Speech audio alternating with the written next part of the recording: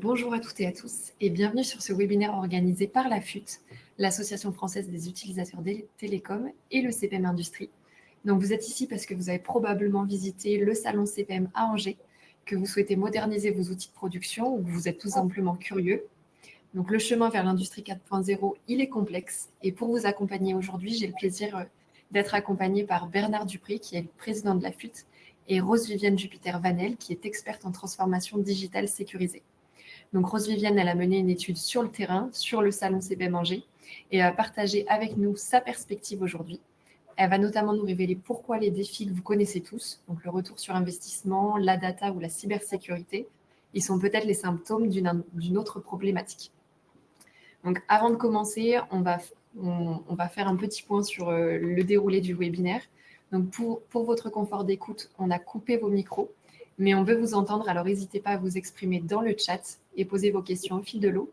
On y répondra du coup à la fin de la session avec une partie de questions-réponses. Si vous avez un souci technique, n'hésitez pas à pareil poser une question dans le chat ou à m'envoyer un petit mail. Vous avez mon adresse mail qui s'affiche à l'écran, lois.ardouin@gl-events.com. Et sachez que le webinaire, il sera également diffusé en replay sur notre chaîne YouTube et vous recevrez la présentation à la fin de cette interview. Donc sans plus attendre, Bernard et Rose-Viviane, je vous laisse prendre la parole. Merci Loïs. Donc, bonjour à tous. Donc, je suis Rose-Viviane Jupiter-Vanel. Mon métier au quotidien est de sécuriser donc, des projets de modernisation pour allier performance et cybersécurité. Et j'interviens donc à la FUT en tant que conseillère bénévole sur des sujets de connectivité, de transformation digitale et de cybersécurité. Bernard, je te laisse nous présenter la FUT. Oui, bonjour à tous. Donc, je suis le président de la FUT, une association d'utilisateurs de produits et services télécoms et de connectivité numérique. Voilà, on existe depuis plus de 50 ans, avec deux missions principales. Une mission de regrouper et de représenter les utilisateurs, qu'ils soient d'ailleurs grand public ou entreprise, auprès des pouvoirs publics, avec l'idée d'orienter finalement le marché dans le sens souhaité par les utilisateurs finaux. On fait partie de ce qu'on appelle donc les parties prenantes quand il y a des discussions sur des décisions à prendre. Et l'autre mission qu'on va voir aujourd'hui en action, c'est d'informer, d'accompagner, de conseiller les utilisateurs et en particulier là les PME avec un programme spécifique pour les PME qu'on a proposé dans le cadre du programme national qui s'appelle FONSNUM. Et vous allez donc avec Rose-Viviane voir un exemple sur ce qu'on peut faire pour vous dans le cadre des métiers propres à l'industrie, aux PME des industries. Donc, notre force, c'est surtout l'indépendance et donc la capacité de nos experts. On a 19 conseillers bénévoles qui ont des expertises différentes. Et donc, on peut venir à vos côtés pour vous conseiller de façon tout à fait indépendante. Voilà. Merci Bernard. Alors, je vais donc entrer dans le vif du sujet. Je viens du monde des télécoms et aussi intervenant pour la FUT. Je vais commencer par l'évidence, pour moi, la connectivité. Donc, ce que ce schéma illustre, c'est votre réalité, c'est la réalité des PME industrielles, la réalité quotidienne. Il y a une cohabitation aujourd'hui qui est devenue complexe entre, on a du câble historique, le cuivre, bon, on a aussi maintenant la fibre, du Wi-Fi, des réseaux cellulaires, donc du 2G à la 4G, et maintenant de l'IoT, donc l'Internet des objets. Et là-dessus, donc, on promet donc, le Graal qui est la 5G pour atteindre en fait l'industrie 4.0. Alors, la 5G, ce n'est pas juste un changement technologique, une nouvelle connectivité, on ajoute des cellules, des antennes. C'est une transformation qui promet à l'industrie de passer notamment à de nouveaux business models. Et la 5G, donc, c'est une porte d'entrée pour cette transformation, mais elle va amener, en fait, avec elle, tout ce que j'appelle un mur technologique.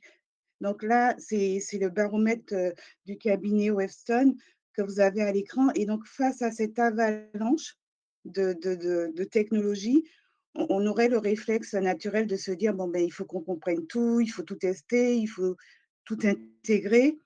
Heu, L'internet des objets, l'edge computing, la gestion des données, l'intelligence artificielle et tout ça avec le nouveau, en fait, périmètre de cyber, sécurité qui va en découler. Donc tout cela devient extrêmement, complexe à appréhender, à intégrer dans les entreprises. Et donc face à ce mur, technologique, ce qu'on rencontre pas mal de freins donc que l'on connaît, tous et qui ont été aussi révélés donc lors, de la consultation, sur le salon, CPEM, Angers en octobre. Le retour sur investissement qui est aujourd'hui difficile à appréhender quand on intègre donc ces nouvelles technologies dont la 5G.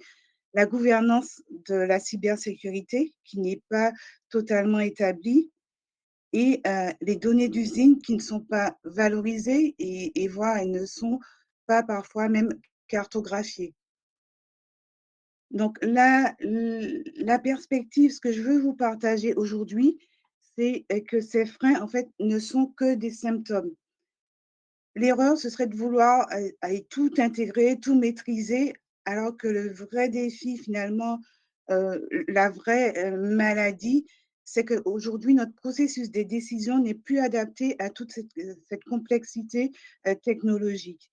Et donc en travaillant sur nos processus décisionnels, vous pourrez saisir et sur vos processus décisionnels, vous pourrez saisir en fait les opportunités, qui s'offrent à vous grâce à toutes ces technologies et comme celle, ben, de partir d'un cas d'usage à valeur, un seul, un cas d'usage concret, d'exploiter vos données et de maîtriser votre résilience, donc en vous appuyant notamment sur l'écosystème, qui est riche autour des PME. Voilà, donc vous avez compris que, en fait, soit vous allez subir, bah, ce défi et sans pouvoir, prendre les bonnes options, et si vous attendez, bah, vos concurrents, eux, vont commencer à avancer. Donc, Rose Viviane, comment est-ce qu'on peut, au contraire de laisser filer les nouvelles technologies, bah, en profiter parce que ce sont des leviers de performance, bien évidemment, notamment dans l'univers de l'industrie où il y a énormément à faire autour, par exemple, des objets connectés. Mmh. Oui, en effet, Bernard, le véritable enjeu aujourd'hui, finalement, il n'est pas technique, il est stratégique. Et le vrai défi, en fait, concerne le processus de décision. Il faut décider, en fait, par quoi on commence. Il faut décider quel est le bon combat. Il faut décider où on va mettre le curseur, donc entre le risque et l'innovation. Et pour prendre cette décision éclairée, il faut une boussole. Et en fait, la seule boussole pour l'entreprise, ce sont ses priorités business qui vont découler de son contexte environnemental, de sa culture, de son organisation et de ses processus, opérationnels. Donc, avant de parler technologie, on va parler des priorités business, de là où l'industrie, l'entreprise, l'usine veut aller et ce quelles sont en fait ses vraies douleurs côté métier. Et donc pour franchir ce mur, on va changer radicalement de philosophie. Donc jusqu'ici, on a souvent vendu aux PME de la technologie et ce qu'à la FUT, on vous propose en fait, et ce que moi je vous propose, c'est de faire, l'inverse, de partir de vos réalités, de votre culture, de vos priorités business et c'est ce besoin en fait qui va conduire à la bonne technologie. Donc l'idée, c'est de faire de la prudence une stratégie. Donc, au lieu de foncer tête baissée, on sécurise 3 piliers, les flux de données. des processus dans l'entreprise. Il faut les connaître, il faut les cartographier et il faut pouvoir ensuite les valoriser, pouvoir faire des simulations de retour sur investissement qui prennent en compte les données et le contexte de l'entreprise et puis estimer les risques de cybersécurité. Ce qui permettra ensuite de pouvoir faire un choix éclairé. Et pour réussir cette stratégie, j'ai conçu une méthode décisionnelle frugale qui est pensée pour relier le retour sur investissement, les risques de cybersécurité et la faisabilité. Donc, cette méthode, elle a été conçue en se référant à des cadres méthodologiques qui sont éprouvés dans les grands groupes ou à l'international.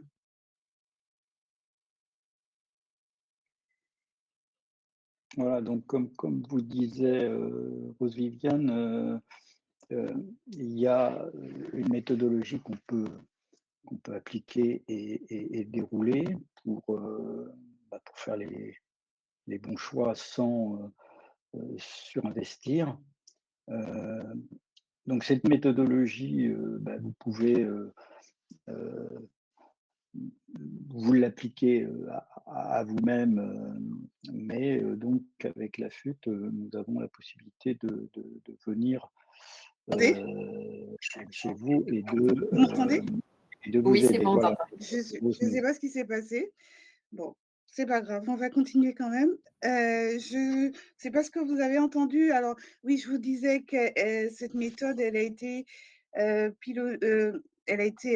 conçue pour piloter donc les 3 piliers, les flux de données des processus, les simulations de ROI, retour sur investissement et les risques. Donc en 6 étapes logiques. Donc la première étape, P comme profiler, c'est l'atelier de cadrage initial. On va commencer par un diagnostic sur site, par écouter, comprendre le contexte de l'entreprise, évaluer sa maturité, définir les objectifs business et surtout identifier 3 cas d'usage prioritaires. Ensuite, il y a la phase, I comme identifier. Donc là, c'est une phase de tri où là, on va analyser ces cas d'usage. Est-ce qu'ils sont simples, s'ils sont simples, compliqués ou complexes? Donc ce tri, cette analyse, elle est inspirée du framework Cinefin de Dave Snowden qui permet en fait de décider dans un environnement incertain. Et l'idée, c'est de ne pas appliquer le même parcours, la même méthode unique à tous les problèmes, hein. Il y a des cas d'usage qui seront simples et d'autres qui sont beaucoup plus complexes, où là, on n'aura pas le même processus décisionnel. Ensuite, on a la phase limitée, donc elle comme limitée. Donc là, c'est le cœur de l'expertise. L'idée, c'est d'appliquer le bon parcours pour analyser les risques business et cybersécurité. C'est ce que l'on fait dans cette phase. En fait, on pourra avoir, si on a un cas d'usage complexe, on pourra avoir une analyse pré-mortem pour. Et si on a une, un cas d'usage simple, plus simple, là, une checklist de diagnostic cyber peut faire l'affaire. Et donc, ensuite, on a la phase objectivée. Et pour cette phase objectivée, là, on va traduire en chiffres, définir des objectifs et des résultats clés et faire donc des simulations, des calculs le calcul de la valeur, le calcul du retour sur investissement. Ensuite, sur la phase transformée, c'est le moment là de la décision. On organise un atelier de décision pour avoir un go, no go ou pour cadrer un POC, par exemple, un proof of concept, une phase de test. Et quand on a la phase évaluée, donc c'est l'atelier de retour d'expérience et le plan d'amélioration où on va pouvoir évaluer le succès du POC s'il y en a eu un, mais surtout on évalue notre processus de décision lui-même pour apprendre à s'améliorer en continu. Alors, c'est une méthode avec en fait, il y a un plan d'action et donc à chaque étape, il va y avoir des livrables. Elle est conçue pour répondre donc point par point aux 4 défis, on l'a dit. Donc sur la partie retour sur investissement, ça va être au niveau de l'étape, profilée où le livrable est une analyse stratégique et 3 cas d'usage à plus forte valeur et d'ailleurs c'est, cette première étape profiler, c'est le cœur du diagnostic que la FUT aujourd'hui offre aux PME qui le souhaitent ou qui ont, un projet ou une problématique, de transformation digitale. Et sur la partie, ROI, on a aussi l'étape donc objectivée, où là, le livrable est le calcul de la valeur, la simulation de retour sur investissement. Pour ce qui concerne les craintes en matière de cybersécurité, donc l'étape limitée permet de traiter les problématiques de cybersécurité. Donc, avec un diagnostic de maturité de cybersécurité et un plan d'action si nécessaire. Donc, la sécurité, elle est là intégrée dès le départ, même en cas de projet complexe, où là, on va travailler sur une analyse pré-mortem, donc en imaginant tout ce qui peut faire échouer le projet. Donc, ce cadre, c'est une réponse pour gérer la complexité. Donc, un délivrable de la phase objectivée, en fonction de la complexité du projet, peut être la comparaison des technologies, voire la comparaison des fournisseurs. Et donc, pour avoir un dossier de décision permettant d'agir de manière éclairée, la phase d'évaluation permet, après, de manière transparente, de valider le processus et de l'améliorer.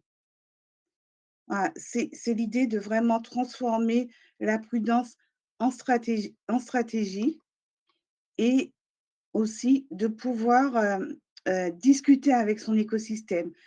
Aucun projet ne peut être mené seul. Une surtout pour une PME. Donc une PME fait face à un écosystème, dense. L'écosystème des PME est riche. Il y a des financeurs, les régulateurs, des plateformes, et supports technologiques, des fournisseurs commerciaux.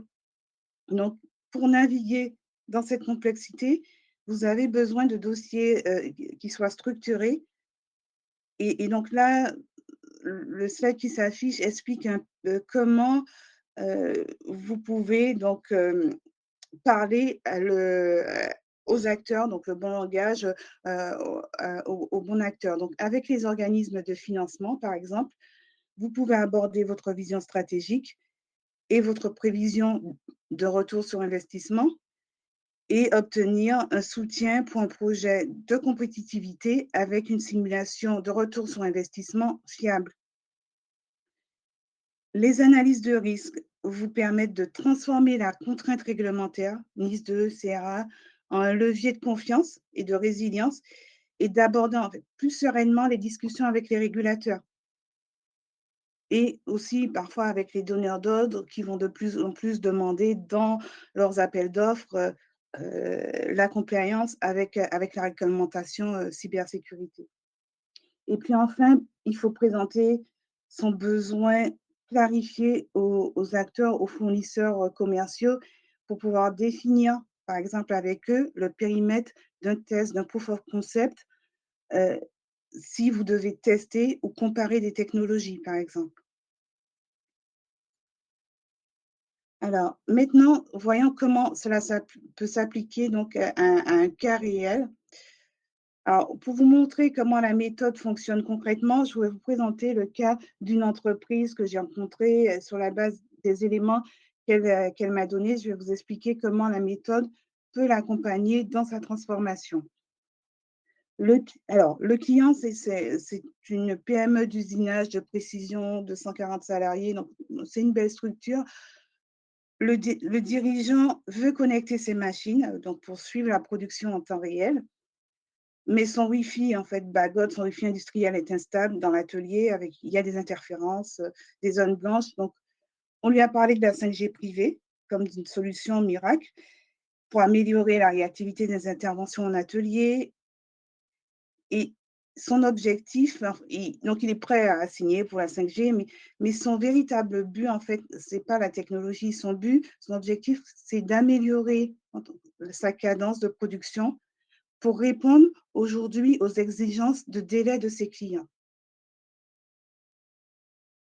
Donc, on revient vraiment à quelle est la priorité business de l'entreprise. Et donc, améliorer sa cadence, cela passe par réduire les arrêts machines.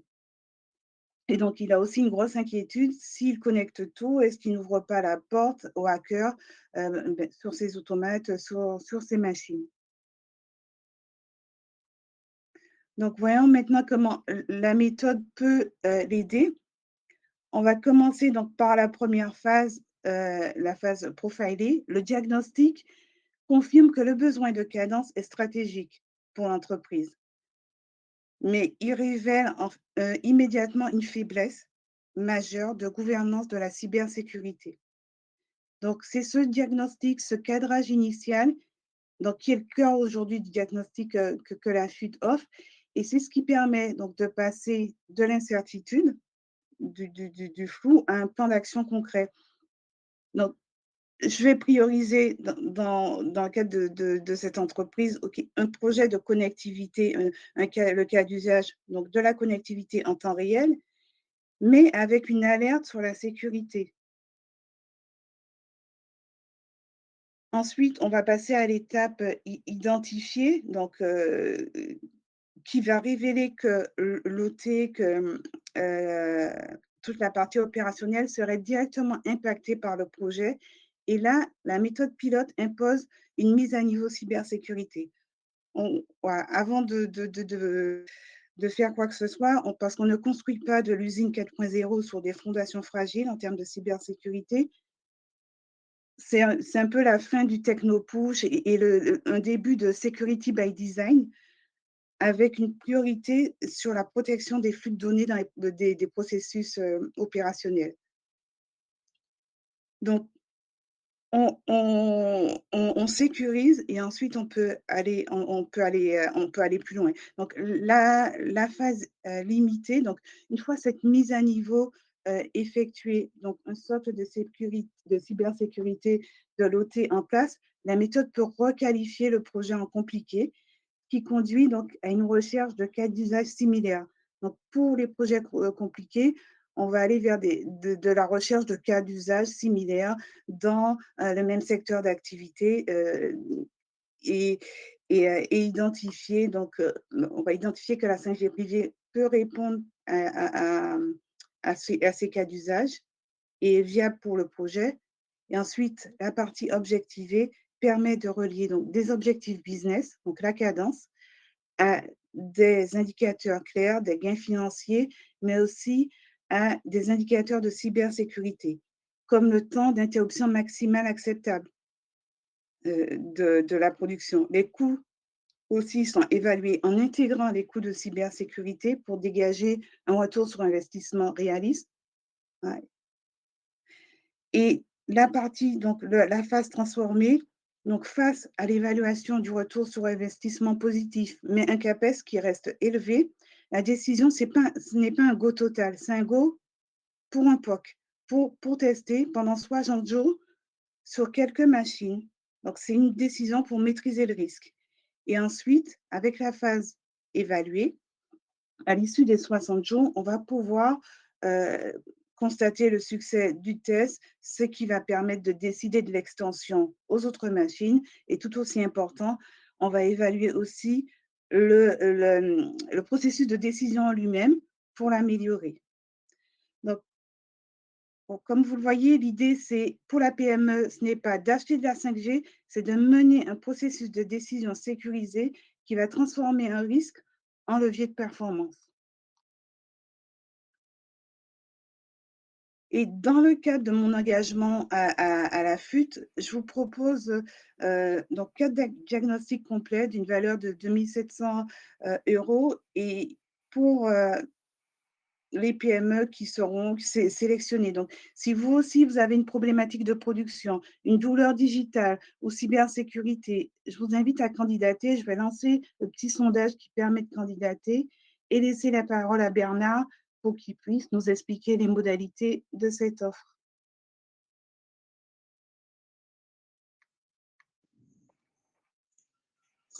Oui, merci. Ça tombe bien parce qu'on a deux questions qui vont dans le sens de savoir comment la FUT intervient de façon différente d'un consultant ou d'un intégrateur. Et c'est exactement ce que je vous expliquais au début. En fait, nous, alors, vis-à-vis d'un intégrateur, clairement, je pense que l'exemple que Rose Viviane a pris montre que quelqu'un va venir en disant: «Moi, j'ai la solution, vous passez à la 5G, j'assure l'intégration». Donc on voit bien que on ne vous laisse pas forcément beaucoup de temps de réflexion sur le choix à faire. Donc ça, c'est évidemment une différence fondamentale par rapport au travail d'un intégrateur. Nous, on a cette indépendance. J'espère que le micro est toujours là. Oui, on t'entend. Donc ça, c'est clairement cette façon de prendre un petit peu de recul par rapport à des solutions toutes prêtes dans les tiroirs.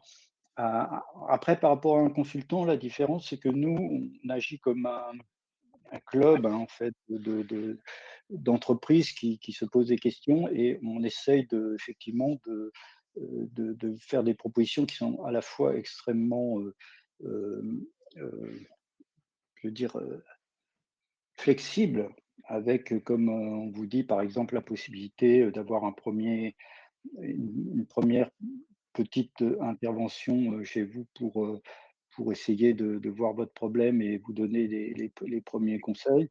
Ça peut aller plus loin, évidemment, mais toujours avec des budgets qui sont plus restreints dans la mesure où, pour nous, l'important, c'est de créer vraiment une communauté de métiers, une communauté d'entreprises qui ont des problèmes communs et finalement de fédérer un peu tout ça.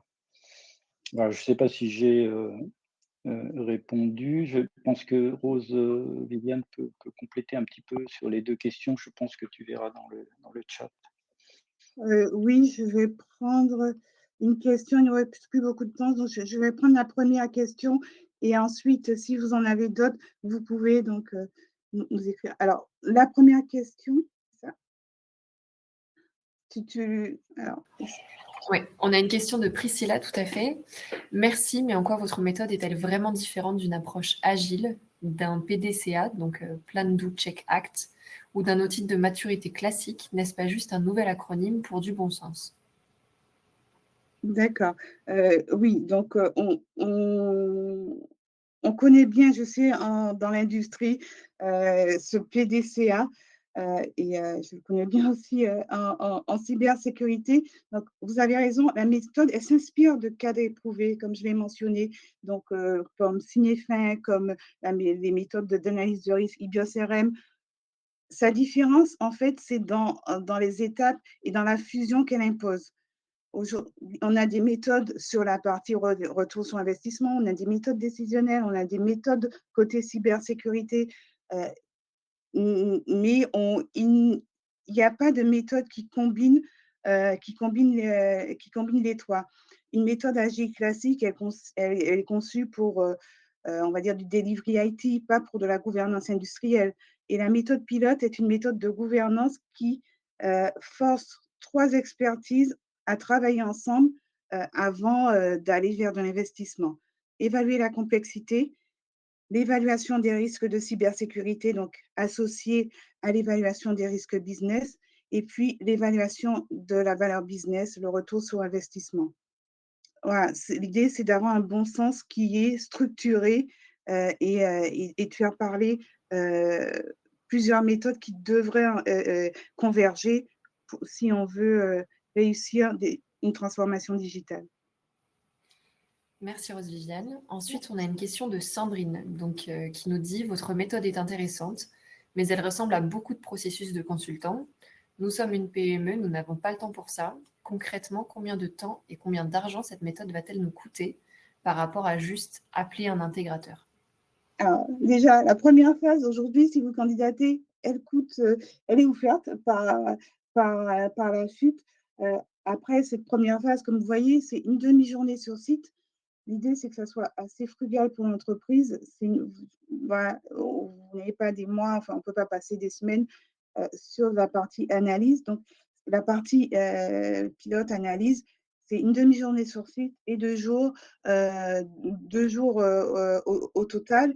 Et ensuite, globalement, la méthode, elle peut être déroulée sur une quinzaine de jours. Voilà, et ce temps investi au début évite en fait le vrai gaspillage qui peut être 6 mois d'un POC mal cadré, l'investissement dans des technologies qui ne sont pas adéquates ou un projet bloqué par une problématique de cybersécurité. Merci Rose-Viviane. On a une dernière question de Johan. Dans votre cas pratique, vous imposez une mise à jour cybersécurité. En tant que directeur de production, j'ai l'impression que vous êtes juste une CISO, donc responsable cyber, qui va dire non et bloquer mon besoin métier qui est la cadence. Comment me garantissez-vous que votre méthode n'est pas juste un frein de plus? Alors, je comprends je comprends votre question. Donc, le cœur en fait de ma philosophie et ce que je prône moi, c'est la cybersécurité dès le départ. Parce qu'en fait, ça coûte plus cher quand on l'intègre pas dès le départ. La mise à jour en fait au préalable du socle de sécurité, c'est pas un non, au business, c'est un oui pour protéger le business. Et dans le cas pratique, ce n'est pas un non à la 5G, mais un oui, nous allons améliorer la cadence et pour que ce projet réussisse, nous devons d'abord, avoir un socle de sécurité qui soit à niveau, qui peut passer par, simplement la sensibilisation du personnel au risque. Hein, on n'a pas besoin en fonction en fait du diagnostic de cybersécurité, il peut y avoir des choses simples à mettre en place comme, tout le personnel est sensibilisé à la cybersécurité et que personne, par exemple, ne va aller, brancher une clé USB, sur un un ordi, enfin, au niveau de la production. Je vous parle de ça parce que voilà, c'est un exemple que j'ai qui est déjà arrivé, une semaine de production bloquée pour une clé USB qu'on a récupérée de la maison. Voilà, c'était peut-être la clé du fils ou de la fille et il y avait un virus dessus. Donc, voilà, ça peut être des choses simples à mettre en place pour justement protéger l'industrie et protéger son business. Et je crois que c'était la dernière question. En tout cas, Rose, Viviane et Bernard, un grand merci pour cette présentation et pour offrir aussi à ceux qui participent à ce webinaire, à 4 personnes, un diagnostic offert par la FUT. Donc, la présentation vous sera envoyée à tous à la suite de ce webinaire. Donc, n'hésitez pas. Un grand merci et vous aurez également les contacts de Bernard et Rose Viviane si vous souhaitez prendre contact avec eux suite à ce webinaire. N'hésitez pas à remplir aussi le sondage pour préciser aussi vos besoins liés du coup à ce diagnostic. Donc, on vous souhaite à tous une super bonne fin de journée. Merci à tous. Au revoir. Bonne journée. Merci, bonne journée.